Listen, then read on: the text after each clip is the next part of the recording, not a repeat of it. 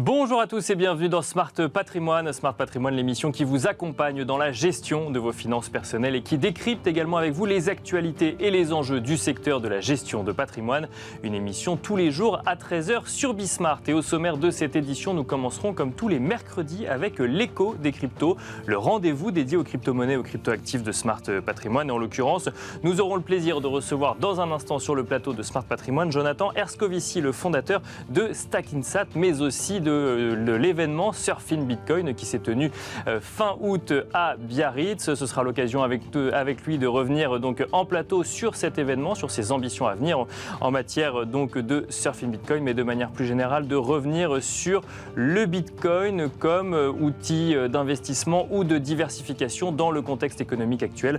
Je veux bien sûr parler d'un contexte inflationniste, mais aussi de baisse de devises, notamment livre sterling ou euro. Nous en parlerons dans un instant avec lui et nous enchaînerons ensuite avec Enjeu Patrimoine, un enjeu patrimoine consacré cette fois-ci au marché boursier et à la sélection de valeurs. Peut-on choisir ces valeurs sur la simple indication des dividendes versés par les entreprises? C'est une question que nous poserons à Marc Tempelman, le fondateur de Cashbee, mais aussi à Benoît Jauvert, président de Flornoy Ferry. Bienvenue à vous tous qui nous rejoignez. Smart Patrimoine, c'est parti.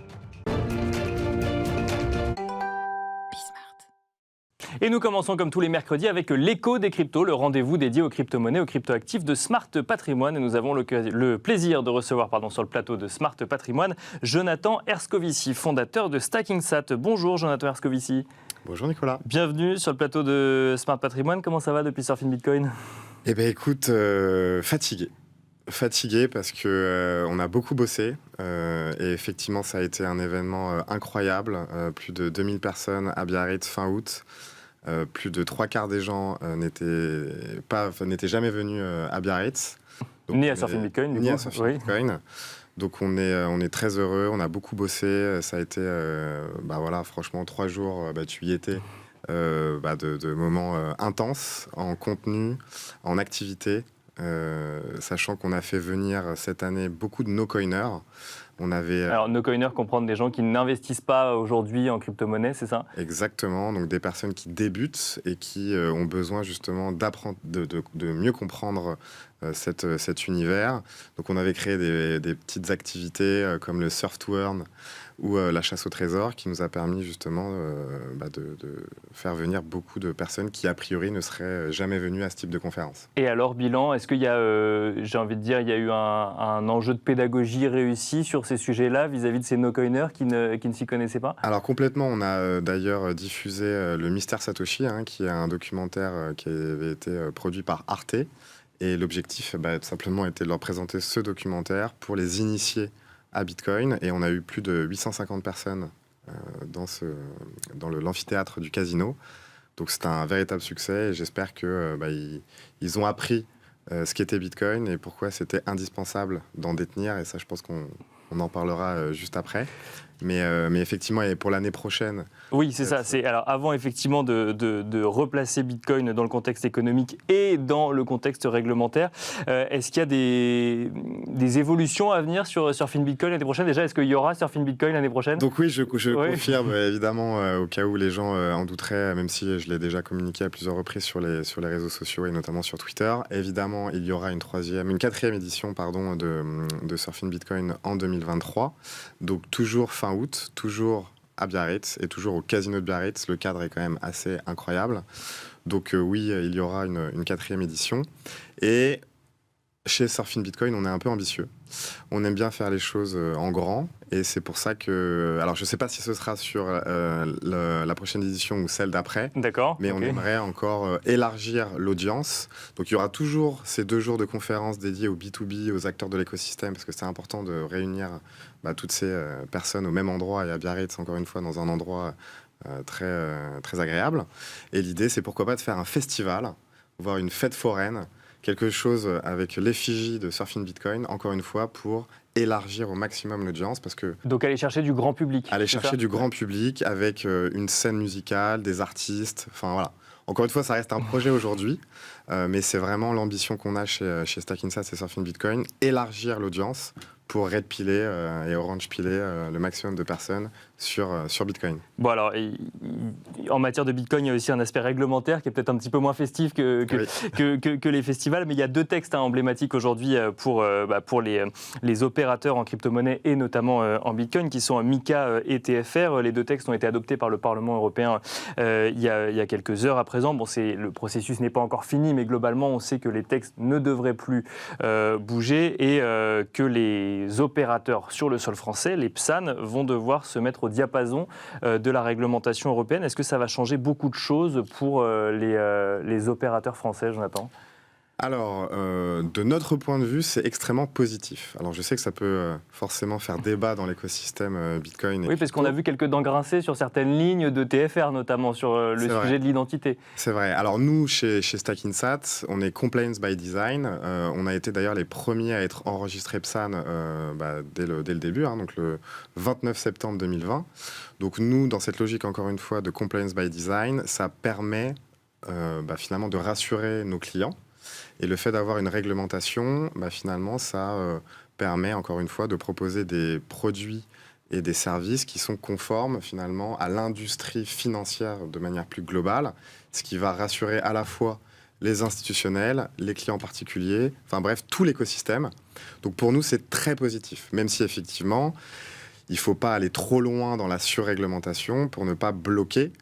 Et le problème, c'est évidemment aussi la distorsion de concurrence. Bien sûr, j'allais y venir. Ouais. Donc ça, c'est un vrai problème. C'est-à-dire que nous, acteurs français, acteurs européens, on est d'accord pour se conformer à cette réglementation, à condition, évidemment, que les acteurs étrangers, finalement, aient les mêmes contraintes que les nôtres. Ce qui n'est pas le cas aujourd'hui. Ce qui n'est pas le cas aujourd'hui. Ils n'ont juste pas le droit de faire de publicité, voilà. C'est ça, en tout cas sur des médias européens. C'est ça, c'est pas forcément très clair déjà aussi, parce que chaque avocat aussi a sa lecture de ce qu'ils ont le droit de faire ou pas. Mais en tout cas, clairement, il y a un petit peu, je pense, un problème vis-à-vis de ça, où les acteurs étrangers sont beaucoup moins surveillés que les acteurs français ou européens. Et quelque part, MiCA, pour moi, aura une vertu, c'est celle de transformer les acteurs crypto qui sont enregistrés PSAN vers l'agrément PSAN. Donc là, il y a un niveau de technicité et de contraintes un peu plus élevé. Ouais. Il n'y en a pas aujourd'hui. Alors, en gros, le PSAN, c'est principalement des sujets de LCBFT, donc lutte anti-blanchiment d'argent et lutte contre le terrorisme. Mais il n'y a pas forcément de contraintes, par exemple, de fonds propres qu'il y aura dans l'agrément, qui d'ailleurs sera probablement très proche du MiCA. Donc MiCA, d'ailleurs, c'est inspiré du contenu des textes qu'il y avait sur l'agrément PSAN. Bien sûr, délivré par l'AMF. Oui. Exactement. Il ne faut pas confondre enregistrement et agrément. D'ailleurs, aujourd'hui, aucun acteur n'est agréé. Donc, il se trouve que Stackinsat va travailler en ce sens pour faire partie des premiers PSAN agréés. Et il y aura une transposition beaucoup plus simple sur le MiCA dans la foulée. Une question concurrence toujours, avec une réglementation, j'ai envie de dire, plus connue et plus simple. Est-ce que ça ne va pas créer un marché plus concurrentiel aussi dans le secteur des crypto-monnaies ? C'est ce qu'on veut. Alors après aussi, c'est le verre à moitié vide ou verre à moitié plein, ça peut être aussi quelque chose qui peut être considéré comme une barrière à l'entrée pour les nouveaux entrants. D'accord. Donc nous, en tant qu'acteurs historiques, finalement, ça nous avantage. Mais effectivement, il peut y avoir un problème sur des nouveaux entrants. Et c'est vrai que c'est toujours bon dans un marché d'avoir des nouveaux entrants, d'avoir plus de concurrence. Donc, contrairement à ce que tu dis, je crois que justement, ça ne va pas forcément encourager la concurrence. D'accord. Ouais. Et ça va plutôt limiter les nouveaux entrants d'entrer dans ce marché, alors qui justement est quand même assez complexe. Donc finalement, d'avoir assez peu d'acteurs bien régulés, etc., c'est pas forcément un mal non plus. Alors justement, pourquoi investir en Bitcoin ? Je ne sais pas si on aura l'occasion de répondre à cette question aujourd'hui, on l'a déjà fait sur ce plateau. En revanche, on a pu suivre quand même au Royaume-Uni, on ne va pas revenir sur le contexte économique du Royaume-Uni, mais on a pu suivre, et vous avez pu suivre le recul, voire la chute de la livre sterling ces derniers jours. Et alors il y a le directeur de la recherche de chez CoinShare, James Butterfield, qui lui a constaté que plus la livre sterling chutait, plus sur les plateformes d'opérateurs crypto au Royaume-Uni, États-Unis, on voyait des volumes de trading exploser. Alors sur la paire de devises, donc GDP BTC, à savoir livre sterling Bitcoin, qui était proposé du coup sur ces plateformes-là. Comment est-ce qu'on l'explique? C'est de la spéculation pure ou comment est-ce qu'on explique ces mouvements-là Alors déjà, il faut bien comprendre, et je pense que les auditeurs de Bismart en sont bien conscients, on vit dans un monde nouveau, notamment depuis finalement l'avènement du Covid, avec cette impression monétaire de toutes les banques centrales, donc que ce soit la Banque centrale américaine, européenne ou anglaise. Et effectivement, ce rythme d'impression monétaire, on savait qu'à un moment ou à un autre, il y allait avoir des impacts sur l'inflation. Bien sûr. Oui.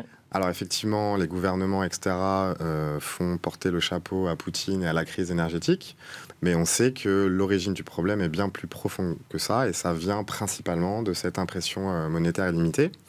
Et finalement, les premiers à en subir les frais, c'est les Anglais, et c'est la livre sterling. Et on voit qu'avec les annonces, justement, où ils sont un petit peu entre le marteau et l'enclume, est-ce qu'on privilégie l'inflation ou est-ce qu'on privilégie la croissance ? Et là, du coup... Avec ce nouveau paquet de mesures, enfin ce nouveau budget proposé par le nouveau gouvernement britannique, donc on a vu la livre sterling chuter, mais moi ma question c'est pourquoi, parce que d'ailleurs l'article que je lisais me mentionnait que le cours de l'or n'avait pas spécialement bougé, pourquoi est-ce que d'un coup d'un seul on voit des volumes exploser sur cette paire de devises qui a été créée du coup sur ces opérateurs crypto, Bitcoin, livre Alors après sterling. il faut savoir qu'il y a des paires sur toutes les devises, hein. D'accord, donc oui. c'est pas quelque chose de nouveau en particulier de ce point de vue-là, mais les gens, je pense, encore une fois, depuis le Covid, ont réalisé les problèmes qu'il y avait sur ce marché monétaire, sur le fonctionnement de l'économie de manière générale, et je pense qu'il y a une connaissance un peu plus profonde de ces sujets-là de la part du grand public ou même des institutionnels, et effectivement, Bitcoin est un rempart contre la perte de pouvoir d'achat, et les monnaies fiduciaires, que ce soit l'euro, le dollar ou la livre sterling, qui a particulièrement réagi face à ces nouvelles mesures de financement de l'économie, par une multiplication par 10, des fois fois 30 sur certaines plateformes.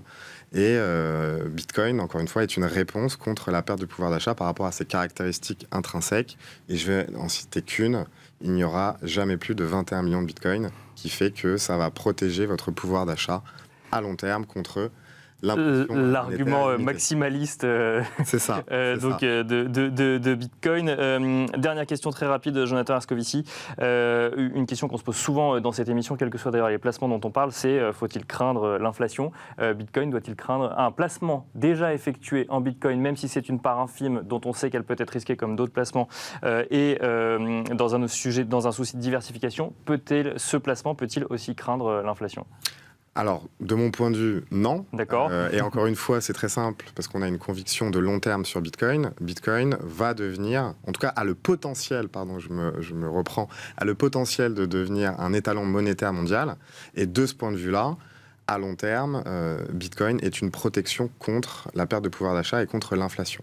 Donc c'est pour ça que nous, à court terme, effectivement, on n'a pas d'horizon sur la prévision de l'évolution du prix. Bien sûr. En revanche, on est convaincu que dans 10, 20, 30 ans, Bitcoin prendra de plus en plus de place. Alors, je ne sais pas s'il deviendra la nouvelle monnaie mondiale, etc. Mais en tout cas, ça deviendra et ça restera une réserve de valeur de ce point de vue-là.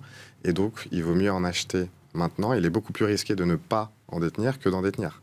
Donc, évidemment, vaut mieux en acheter de manière régulière à travers du dollar cost averaging. Ça tombe bien, c'est la spécialité de StackInsat. Mais dans tous les cas, si vous voulez en acheter, d'ailleurs, en ce moment, c'est des bons moments, des bons points d'entrée, parce qu'on est autour des 19-20 000 $, qui est historiquement plutôt un point bas. Donc, vaut mieux en acheter régulièrement, encore une fois, dans une logique de protection du pouvoir d'achat à long terme de son patrimoine financier. Bon, on rappelle que comme tout investissement, c'est des investissements qui peuvent être risqués et qu'il faut y consacrer une partie infime de son patrimoine, en tout cas dans un objectif de diversification. Merci beaucoup, Jonathan Erskovici. Merci. Je rappelle que tu es fondateur de StackInsat, mais aussi de Surfin Bitcoin. Merci à vous également de nous avoir suivis. On se retrouve tout de suite dans Enjeu Patrimoine.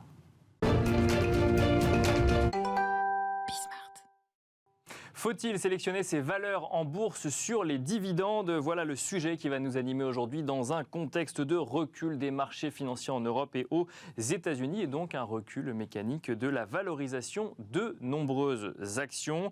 L'analyse des titres selon le prisme de leur rendement est-elle une stratégie qui fonctionne? Une question que nous allons poser sur le plateau de Smart Patrimoine à Marc Tempelman, fondateur de Cashbee. Bonjour Marc Tempelman. Bonjour. Bienvenue sur le plateau de Smart Patrimoine. Nous avons le plaisir d'accueillir également Benoît Jauvert, président de Flornoy-Ferry. Bonjour Benoît Jauvert. Bonjour. Bienvenue également sur le plateau de Smart Patrimoine. La question, je vais vous la poser à tous les deux. On va commencer par vous, Marc Tempelman. Est-ce que l'on peut bâtir une stratégie d'investissement en bourse en tant que particulier simplement sur la base des dividendes versés par les valeurs en question? Alors, tel que vous posez la question, simplement sur la base des dividendes, je pense que la réponse s'impose, c'est non. D'accord. Mais en revanche, c'est un critère qui nous semble très utile et pertinent à prendre en compte. Surtout que, comme vous l'avez précisé, une fois que les valorisations boursières se sont corrigées, ce qui est le cas depuis le début de l'année, on peut commencer à trouver des actions où les dividendes, en termes de rendement, peuvent devenir considérables et donc attractifs. C'est Benoît Jauvert, ça n'est pas une bonne stratégie. Je crois que justement, vous avez un fonds qui s'intéresse de près aux valeurs qui versent des dividendes. Alors nous, effectivement, on a un fonds qui s'appelle Dividende Durable. Donc effectivement, c'est un fonds où la variante et la particularité d'un dividende élevé ou d'un rendement est importante dans la sélection. Mais je suis entièrement d'accord avec Marc, ça ne doit pas être un seul critère. Mais après, on pourra discuter un petit peu de quelques critères et puis des sélections et on verra qu'on peut facilement trouver plus de 300 valeurs en Europe qui versent un dividende et après faire son choix. Mais ça peut être un premier filtre et c'est un filtre effectivement dans les marchés qui sont volatiles, qui est intéressant. Alors, on rappelle quand même qu'un dividende, messieurs, donc c'est une somme d'argent qui est versée à l'actionnaire, celui qui détient l'action ou le titre d'une société. C'est une somme d'argent d'ailleurs qui est décidée dont le versement est décidé par l'entreprise. Ça n'est pas quelque chose d'automatique, donc ça dépend des politiques de versement des dividendes. Parfois, c'est écrit dans les statuts, parfois, ça ne l'est pas. Et donc, non, c'est pas exactement ça. Je sens que vous... C'est décidé par les actionnaires, donc c'est décidé en assemblée générale sur proposition soit du président, soit du directoire. Donc, en fait, il y a des propositions qui sont faites et de versement du dividende et c'est décidé tout le temps en assemblée générale. C'est proposé. Bien sûr. Voilà. En revanche, il y a soit des sociétés qui contrôlent, soit des conseils d'administration qui orientent souvent. Oui, qui proposent en fonction de... Qui demandent à ce qu'il y ait une partie du cash qui soit régulièrement distribuée, etc. Et ça, c'est souvent le conseil d'administration qui demande au directoire ou au président d'aller dans ce sens. Mais ensuite, c'est des décisions qui sont les actionnaires ont le dernier mot. Assemblée générale. Exactement. Et pour autant, il peut arriver que certaines années, on ne verse pas de dividendes. C'est intégré dans le fait qu'on choisisse ou non une valeur en fonction des dividendes. Oui. C'est là où le débat devient effectivement intéressant et c'est là où ça se distingue d'un coupon sur une obligation où vous êtes sûr, a priori, tant que l'émetteur est en vie, que vous allez toucher X% par an. Bien sûr. Oui. Vous avez parlé de politique de dividendes. Le terme est correct, mais les politiques peuvent changer. Donc un exemple très concret, c'est en 2020, les banques, pourtant des payeurs réguliers de dividendes et souvent, certains actionnaires le deviennent parce que justement les banques payent des dividendes de façon très régulière. La Banque de France a suggéré fortement à toutes les banques d'arrêter de payer des dividendes. Oui, très fortement même. Très fortement. Donc il n'y a pas une banque qui n'a pas suivi ce conseil. Et donc vous vous trouvez du jour au lendemain avec des titres qui ne versent plus de dividendes. Alors ça a eu une courte durée parce qu'en fait la santé financière des banques leur a permis d'en reverser très rapidement derrière, mais ça peut arriver. Donc le dividende n'est sûr en rien, même s'il y a des valeurs qui sont connues pour verser des dividendes extrêmement régulièrement, et il y a même des valeurs qui sont connues pour verser des dividendes supérieurs d'une année sur l'autre pendant des décennies. Mais justement, vous le dites, certains y allaient parce que il était connu qu'il y avait des dividendes élevés, donc c'est quand même une stratégie pour certains, ou ça ne peut pas être une stratégie du tout, simplement quand c'est pris sous le prisme des dividendes et il faut y intégrer l'espoir de valorisation des valeurs qu'on aurait décidé d'avoir en portefeuille. Alors, il y a plusieurs questions dans votre question. Je pense que Benoît aura un avis très, très appuyé sur le sujet. Il y a une partie des investisseurs, et notamment, par exemple, des personnes à la retraite, qui voient dans les dividendes un complément de revenus sur lequel ils ils comptent fortement pour avoir de l'argent qui rentre de façon extrêmement régulière. C'est beaucoup plus le cas aux US qu'en Europe, mais en tout cas, ça existe. Donc, ça peut faire partie des considérations qu'on peut avoir en tête, sachant qu'évidemment, derrière, il y a une seconde considération qui est l'impact fiscal de toucher des dividendes, parce qu'il y a d'autres moyens par lesquels les entreprises peuvent utiliser leurs profits au bénéfice de leurs actionnaires. Il y a notamment la possibilité de racheter leurs actions. Donc, sans faire un grand débat fiscal, je pense que le paiement de dividendes, il y a une partie, un certain type d'investisseurs qui adore ça et qui va aller chercher les titres pour ça. Benoît Jauvert, même question du coup. Il faut regarder du côté de la fiscalité pour comprendre pourquoi est-ce qu'on irait vers une stratégie de dividende. Alors, on peut, mais on peut aussi avoir soit des fonds à dividendes. Je vous donne, pas sans faire la pub du fonds qu'on gère, mais on a deux parts. On a une part de distribution, une part de capitalisation. La part de capitalisation, les dividendes sont réinvestis. Et la part de distribution, quand les années sont positives, on redonne l'équivalent d'un coupon, en fait. Et on calcule le dividende moyen et on le redonne. Et ça, par exemple, vous pouvez le mettre dans un contrat d'assurance vie. Et donc, c'est-à-dire qu'on réinvestit pas ces dividendes. En fait, vous avez une part, soit une part C, soit une part D du fonds. La part C du fonds dividende, la part est réinvestie de l'année sur l'autre. Et la part D, on vous détache l'équivalent d'un dividende que vous touchez et que vous pouvez toucher sur votre assurance vie. Mais je rejoins Marc, parce que ça, c'est une petite finesse, mais je rejoins Marc, c'est effectivement, on se rend compte, quand on va aux assemblées générales de sociétés cotées dites à dividendes, c'est souvent des personnes qui ont un certain âge et qui sont retraitées, qui sont là. Et qui sont attachés aux dividendes, exactement, du coup. Et vous trouvez moins de fonds, vous trouvez souvent moins de fonds qui ont des prises de participation dans des valeurs à dividendes. Mais après, voilà, c'est comme les actionnaires de L'Oréal, de Sanofi. On a dit qu'on ne citait pas de valeurs. En l'occurrence, ce ne sont pas forcément des valeurs à dividendes, quoique. Mais vous voulez dire de grosses sociétés du CAC 40. De grosses sociétés qui distribuent régulièrement des dividendes. Effectivement, vous avez en assemblée générale des personnes qui sont très attachées aux dividendes. Alors, voilà. Autre question, parce que si on peut se poser cette question effectivement par rapport à la rentrée d'argent que va permettre le dividende, mais aussi d'une autre manière, Benoît Jauvert, est-ce que prendre le prisme des dividendes lorsqu'on investit, lorsqu'on fait sa sélection de valeurs en bourse, c'est l'assurance de n'investir que dans des valeurs qui sont en bonne santé financière?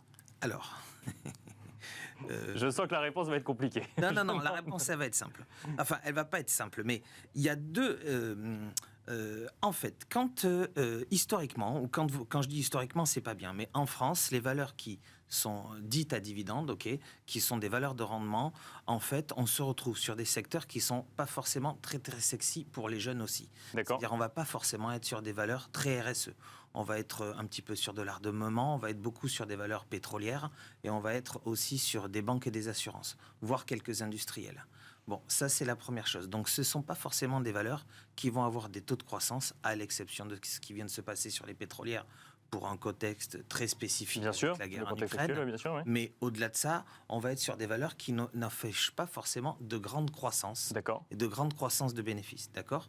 En revanche, on est souvent sur des managements qui sont plus prudents, donc souvent plutôt des sociétés familiales, qui vont avoir un trésor de guerre et qui vont distribuer du dividende. Parce que ce qu'il ne faut pas oublier, ce qu'on voit, c'est que souvent, les valeurs dites à rendement, en fait, l'actionnariat est souvent familial et la famille, la holding au-dessus, elle a besoin des dividendes. D'accord. Donc c'est souvent ce qu'on retrouve. Voilà. Alors après, ça, c'est surtout dans les valeurs industrielles. Les banques et les assurances, elles redistribuent leur cash flow. Mais donc ça, c'est ce qu'on trouve beaucoup en France. Mais alors ça veut dire sur que le continent, les valeurs à dividendes, c'est forcément l'armement, le pétrole et les banques. Non, c'est une majorité. C'est pas que ça, mais vous avez au moins la moitié. D'accord. En fait, je reprends. On a fait une analyse. Il y a un fonds à dividendes qui est très connu aux États-Unis qui s'appelle le fonds aristocrate. Le fonds aristocrate, pour avoir une valeur qui est dite aristocrate, il faut que la valeur est distribuée pendant 8 ans d'affilée. Un dividende soit supérieur, soit égal au dividende de l'année dernière. D'accord ? À partir de là, vous vous retrouvez avec un ensemble de sociétés. Et on l'a fait sur l'Europe, nous, cet exercice. On se retrouve avec 300 sociétés sur les 4 ou 5 000 cotés qui ont, pendant 8 ans, distribué des dividendes et toujours en croissance par rapport ou égal par rapport à l'année d'avant. Bon. Avant le Covid, on était plutôt sur des valeurs très, très défensives. Post-Covid, où d'abord il y a eu une crise et puis où il y a des gouvernements, notamment en Europe, qui ont dit si vous voulez qu'on vous aide, vous distribuez pas de dividendes. on s'est rendu compte que celles qui continuaient à distribuer du dividende, donc déjà de 300, on est passé plutôt à 200 de ce panier-là, et on s'est rendu compte que c'était plutôt des valeurs de croissance. Et du coup, dans des marchés qui sont très volatiles comme aujourd'hui, les valeurs de croissance sont souvent plus volatiles que le marché. Donc en fait, on a deux grands types de valeurs de rendement. On va dire les vieilles sociétés, le vieux CAC, je ne sais pas comment dire, mais sans être blessant. C'est ça, ouais. Voilà, les valeurs historiques. Les vieilles valeurs qui aussi souvent appartiennent à des familles ou les banques assurances qui distribuent des dividendes, qui elles sont beaucoup moins volatiles que les marchés.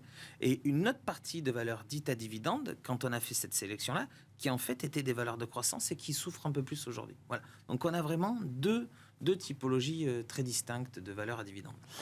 Marc Tempelman, donc ça c'est effectivement un petit peu sur le choix des valeurs. Il y a quand même, alors si on se met d'un point de vue d'un épargnant particulier, il y a quand même une chose à avoir en tête quand on investit sur une valeur qui va verser un dividende, c'est que lorsque l'on perçoit un dividende, la valeur de l'action est automatiquement diminuée d'autant du dividende perçu. Donc ça n'est pas une somme en plus versée pour la détention de l'action, mais c'est un choix stratégique. Est-ce qu'on veut une valeur une valeur qui garde sa valeur, ou est-ce qu'on veut en toucher une partie mais perdre un petit peu de valeur sur l'action? Absolument, et ça va même plus loin. Il y a le contre-argument pour, je dirais pas éviter les actions à dividendes, mais pour aller ailleurs, c'est que certains diraient, si le management n'a rien trouvé de mieux à faire avec les profits que de nous en verser une partie, c'est qu'ils ne savent plus très bien où trouver la croissance, où investir, où se développer. D'accord. Donc quelqu'un qui était très attaché à cette parole, c'était par exemple un Steve Jobs qui a estimé qu'Apple n'avait pas du tout l'intention et ne devrait jamais distribuer des dividendes. Alors depuis, ils en distribuent parce que pour lui, c'était tout dans l'innovation et tout dans la valorisation de la boîte. Et donc effectivement, comme vous dites, de donner ou de procurer des gains à leurs actionnaires via une augmentation de la valeur de la société. Donc quand je posais la question tout à l'heure de savoir si est-ce qu'investir dans des valeurs qui versent des dividendes, c'est l'assurance d'avoir une entreprise en bonne santé financière, il y a le contre-argument qui est de dire c'est investir dans des valeurs où il n'y a pas de vision d'investissement. Je parle de vision d'investissement. Quand il y a une distribution de dividendes, c'est quand même signe de bonne santé aujourd'hui. Ça reste quand même un bon signe de bonne santé aujourd'hui. Mais, pour le reprendre, ce que dit Marc Tempelman, oui. Exactement. Et voilà, mon mémoire à Dauphine, c'était la théorie des dividendes. Donc, j'avais pas une très bonne note. Mais c'est est-ce qu'on crée plus de valeur ? Est-ce qu'on crée plus de valeur à l'actionnaire quand on lui verse un dividende qu'il réinvestit ailleurs ? Ou est-ce que cet argent, ce cash flow, cet argent, si on le réinvestit dans la société, comment est-ce qu'on crée le plus de valeur pour l'actionnaire à la fin ? Parce qu'à la fin, c'est l'actionnaire. Est-ce que l'actionnaire crée plus de valeur en touchant des dividendes ou en confiant cet argent-là au management qui le réinvestit dans de la croissance, en R&D, en croissance externe, etc. Une des réponses, c'est les fonds de private equity qui ne font pas distribuer de dividendes à leur société, qui sont en cash flow et qui les fait réinvestir. Réinvestissent l'intégralité, effectivement, des bénéfices. Marc Tempelman, pour finir, donc du coup, si je comprends bien, du point de vue investisseur particulier, regarder que les dividendes n'est pas la bonne stratégie, il faut regarder les dividendes et l'espoir de valorisation d'une valeur. Il me semble que c'est absolument pas le seul critère, mais que néanmoins, ça reste un bon critère à prendre en compte. C'est un bon indicateur de la santé financière de la société. Exact. Et on peut y trouver de très belles valeurs qui versent des dividendes très régulièrement.